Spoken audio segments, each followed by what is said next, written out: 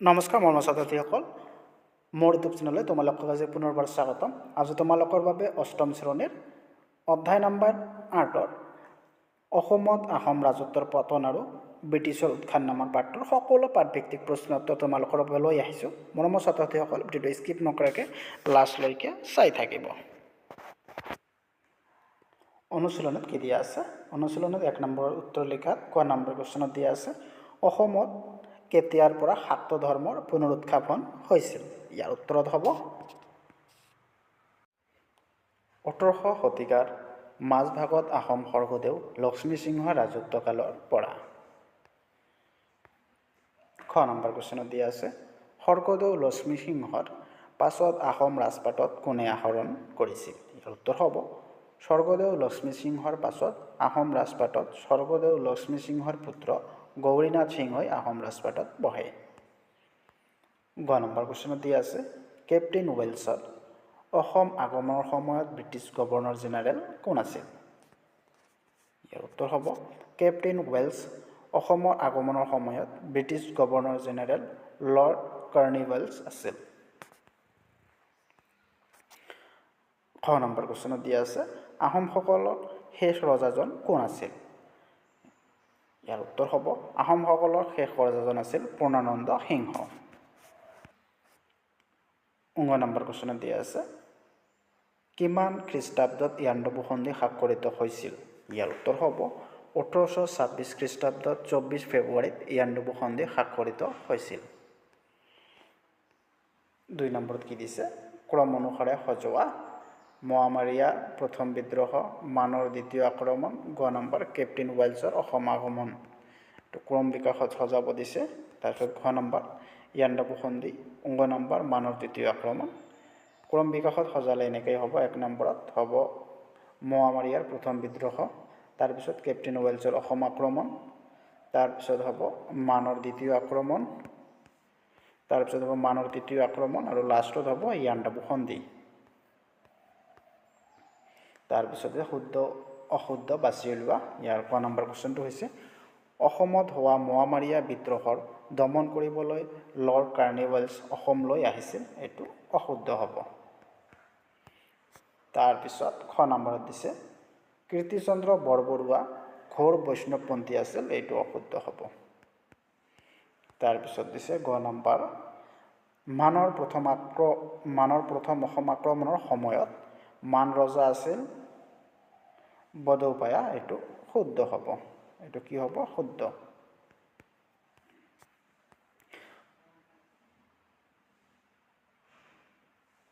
ঘ নম্বৰ কুৱেশ্যনত দিছে ইয়াণ্ডাবু সন্ধিৰ চৰ্ত অনুসাৰে ব্ৰিটিছ আৰাকান টেনাচেৰিম আৰু ইয়ে লাভ কৰিছিল। এইটো শুদ্ধ। 19 নম্বৰ কুৱেশ্যনত দিছে বদন চন্দ্ৰ বৰফুকনক ৰুচিনাথ বুঢ়াগোহাঁঞিয়ে হত্যা কৰিছিল। এইটো শুদ্ধ হ'ব। তাৰপিছত 4 নম্বৰ দিছে চমু উত্তৰ দিয়া। ইয়াৰ ক নম্বৰ কুৱেশ্যনটো হৈছে প্ৰথম মোৱামৰীয়া বিদ্ৰোহৰ কাৰণসমূহ কি কি? ইয়াৰ উত্তৰ হ'ব 18শ শতিকাৰ মাজভাগত আহোম স্বৰ্গদেউ লক্ষ্মীসিংহৰ ৰাজত্বকালৰ পৰাই অসমত হিন্দু শাক্ত ধৰ্মৰ পুনৰুত্থান হোৱা বুলি কোৱা হয়, কিয়নো এওঁৰ দিনৰ পৰাই হিন্দু ধৰ্মৰ মতে চ-দাহ কৰাৰ নিয়ম হ্ৰাস হৈছিল আৰু আহোমসকলৰ দেওধাই পণ্ডিতৰ নিয়ম ত্যাগ কৰি ব্ৰাহ্মণ্য নীতি নিয়ম মতেই পূজা অৰ্চনা কৰা হৈছিল। সেই সময়ত অসমত বৈষ্ণৱপন্থী মহন্তসকলে সমাজৰ উচ্চ স্তৰৰ লোক হিচাপে বিবেচিত আছিল। এদিন লক্ষ্মীসিংহ স্বৰ্গদেৱৰ ৰাজসভাত থকা কীৰ্তিচন্দ্ৰ বৰবৰুৱা নামৰ বিতৰ্কিত ঘোৰ শাক্তপন্থী বিষয়াই চেক বুজি মহন্তসকলৰ গুৰু মোৱামৰীয়া মহন্তক অপমান কৰে। ইয়াতেই মহন্তসকল অতি ক্ষুণ্ণ হয় আৰু প্ৰথম মোৱামৰীয়া বিদ্ৰোহৰ সূত্ৰপাত ঘটে। খ নম্বৰ কুৱেশ্যনত দিয়া আছে মানৰ দ্বিতীয় আক্ৰমণৰ কাৰণসমূহ কি কি? ইয়াৰ উত্তৰ হ'ব মানৰ দ্বিতীয় আক্ৰমণৰ পিছত ৰজা আলিমিংগিয়ে চন্দ্ৰকান্তক ৰজা পাতে যদিও মিংগিমাহা তিলুৱা নামৰ ব্যক্তি এজনক সেনাপতি পাতি কিছু মান সেনা এৰি স্বদেশলৈ প্ৰৱৰ্তন কৰে। চন্দ্ৰকান্ত সিংহ ৰজা হ'ল যদিও প্ৰকৃতপক্ষ মান সেনাপতি মিংগি মাহায়ে অসমত দেশ শাসন কৰিছিল। মানৰ অতপালি দিনে দিনে বাঢ়ি গৈছিল। চন্দ্ৰকান্ত সিংহে লাহে লাহে মানসকলৰ বিৰোধী হৈ উঠিল। এনে সময়তে অসমত থকা মান সেনাপতি ব্ৰহ্মদেশলৈ উভতি যাওঁতেই চন্দ্ৰকান্ত সিংহই মানসকলক যাতে পুনৰ ঘূৰি আহিব নোৱাৰে তাৰ বাবে মান অসমলৈ অহা পথটো বন্ধ কৰাৰ যোজা কৰোঁতেই মানৰ নতুন ৰজা বেগীদেৱাই সৈন্য সামন্তৰে আহি তৃতীয়বাৰ অসম ৰাজ্য আক্ৰমণ কৰি অসমীয়া সৈন্যক পৰাজিত কৰিছিল।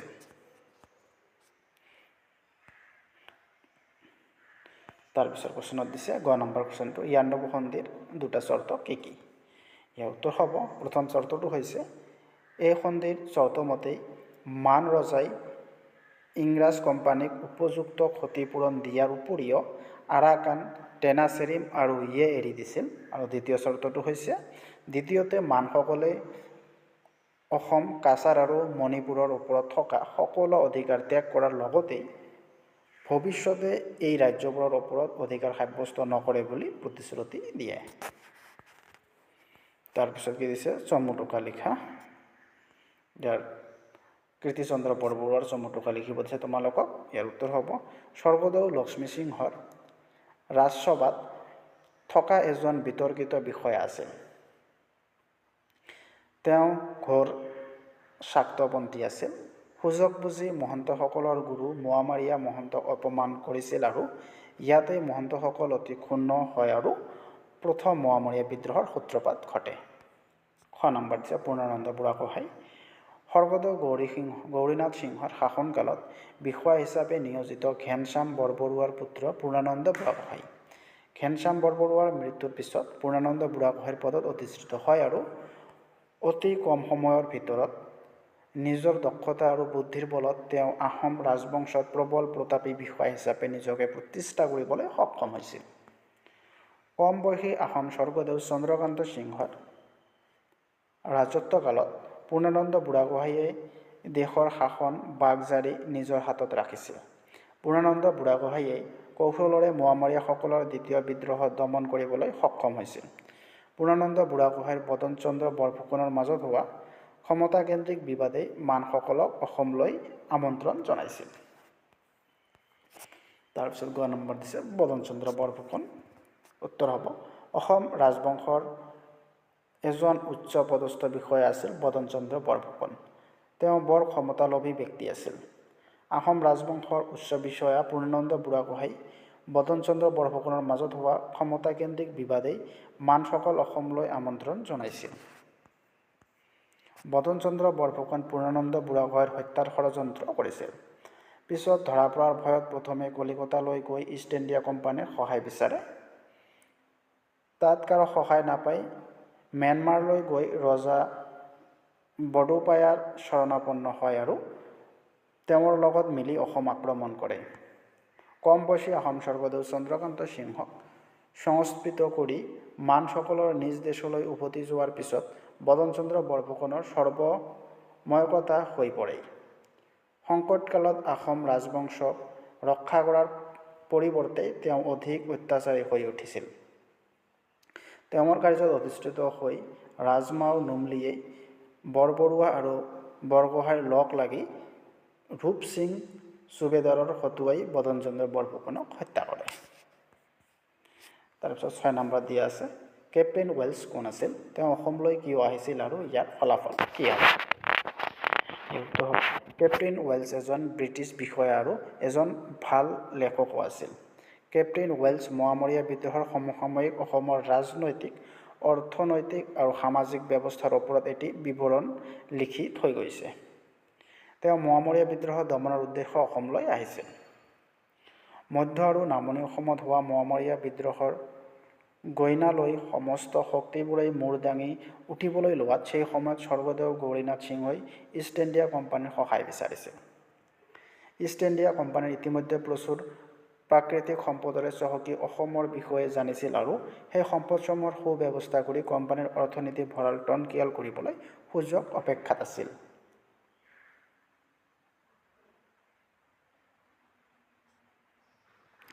তদুপৰি বংগদেশত থকা ইষ্ট ইণ্ডিয়া কোম্পানীয়ে অসমৰ শদিয়াত লোণৰ খনিৰ উমান পাইছিল। লোণৰ ব্যৱসায়ৰ প্ৰতি ব্ৰিটিছ কোম্পানীয়ে বিশেষ দুৰ্বলতা আছিল। তেওঁলোকে এই কথা বুজিব পাৰিছিল যে অসমৰ পৰ্যাপ্ত সম্পদৰে ব্ৰিটিছ সৈন্যবাহিনীৰ বাবেই হোৱা লাগতিয়াল খা-খৰচ যোগোৱাটো ইষ্ট ইণ্ডিয়া কোম্পানীৰ বাবে সমস্যা নহ'ব। সেয়েহে গভৰ্ণৰ জেনেৰেল কৰ্ণৱালিছে 1792 খ্ৰীষ্টাব্দত কেপ্টেইন ৱেলছক অসমলৈ পঠিয়াই দিয়ে। গুৱাহাটীৰ পৰা ভীতিগ্ৰস্ত হৈ পলাই যোৱা স্বৰ্গদেউ গৌৰীনাথ সিংহৰ নগৰবোৰত কেপ্টেইন ৱেলছে সৈন্যবাহিনীৰ সৈতে লগ লাগিল। যৌথ শক্তিয়ে অচিৰেই বিদ্ৰোহীসকলৰ হাতৰ পৰা গুৱাহাটী উদ্ধাৰ কৰে। ইয়াৰ পিছত কেপ্টেইন ৱেলছে দৰংগী ৰজা কৃষ্ণ নৰনাৰায়ণৰ বিদ্ৰোহত দমন কৰে।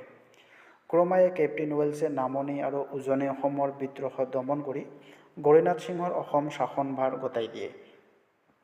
উল্লেখযোগ্য যে লৰ্ড কৰ্ণৱালিছৰ পৰৱৰ্তী গভৰ্ণৰ জেনেৰেল ছাৰ জন শ্বোৰৰ দিনত হোৱা বৈদেশিক নীতিৰ সালসলনিৰ ফলত কেপ্টেইন ৱেলছে 1794 খ্ৰীষ্টাব্দত স্বদেশলৈ প্ৰৱৰ্তন কৰে। 7 নম্বৰত দিছে পূৰ্ণানন্দ বুঢ়াগোহাঁই নে বদন চন্দ্ৰ বৰফুকনৰ মাজত ক্ষমতাৰ দ্বন্দ্বই অসমলৈ মান অহাত সহায় কৰিছিল। কথাষাৰ যথাযথ নিৰ্ণয় কৰা। এইটো কথাষাৰ সত্য। মান অসমৰ আক্ৰমণৰ মূলতে আছিল অসমৰ উপদেষ্টা বিষয়া বদন চন্দ্ৰ বৰফুকন আৰু পূৰ্ণানন্দ বুঢ়াগোহাঁইৰ মাজৰ ক্ষমতাৰ দ্বন্দ্ব। এই সময়ত অসম ৰাজপাটত বহিছিল কোমল বয়সী চন্দ্ৰকান্ত সিংহ। চন্দ্ৰকান্ত সিংহ ৰাজপাটত বহিছিল যদিও প্ৰকৃতিৰ শাসনভাৰ পূৰ্ণানন্দ বুঢ়াগোহাঁইৰ হাতত আছিল। অন্য হাতেদি বদন চন্দ্ৰ বৰফুকন আছিল বৰ ক্ষমতালোভী ব্যক্তি। তেওঁ আনকি পূৰ্ণানন্দ বুঢ়াগোহাঁইক হত্যা কৰাৰ ষড়যন্ত্ৰ ৰচনা কৰিছিল। বুঢ়াগোহাঁইয়ে বদন চন্দ্ৰ বৰফুকনৰ এনেদৰে কাৰ্যকলাপত অসন্তুষ্ট হৈ তেওঁক ধৰি আনিবলৈ পৰ্বতীয়া বুঢ়াগোহাঁইক পঠিয়াইছিল। বদন চন্দ্ৰ বৰফুকনে আগতীয়াকৈ এই বাতৰি পাই কলিকতালৈ পলাই যায়। কলিকতাত উপস্থিত হৈ তেওঁ বুঢ়াগোহাঁইৰ বিৰুদ্ধে ইষ্ট ইণ্ডিয়া কোম্পানীৰ সহায় বিচাৰিছিল। কিন্তু কোম্পানীয়ে সহায় কৰিবলৈ অমান্তি হোৱাত বদন চন্দ্ৰ বৰফুকনেই ব্ৰহ্মদেশত উপস্থিত হয় আৰু বদন চন্দ্ৰ বৰফুকনে অসমত ক্ষমতাৰ অপপ্ৰয়োগেই হোৱা বুলি ব্ৰহ্মদেশৰ ৰজা বড়োপায়াৰ সহায় বিচৰাত মানসকলে প্ৰথম অসম আক্ৰমণ কৰে। 8 নম্বৰত দিয়া আছে ইয়াণ্ডাবু সন্ধিৰ পৰৱৰ্তী পৰ্যায়ত ইংৰাজসকলে কিয় গোটেই অসমখন নিজৰ শাসনাধীন কৰা নাছিল তেওঁলোকৰ মতামত দাঙি ধৰা বা তোমাৰ মতামত দাঙি ধৰা। ইয়াৰ উত্তৰ হ'ব পৰ্বত পাহাৰ ভৈয়াম নদী উপত্যকা আদিৰ সমাৰোহ থকা অসমৰ অসমান ভূখণ্ড বা ভৌগোলিক অৱস্থাত বিদেশী জাতি এটাৰ বাবে সিমান বোধগম্য নাছিল। ভাৰতৰ শাসনৰ বাগজাৰি নিজ হাতত লোৱাৰ লগে লগেই অসমত আপুৰন্ত খনিজ সম্পদৰ প্ৰতি ইংৰাজসকলৰ দৃষ্টি ৰাখিছিল।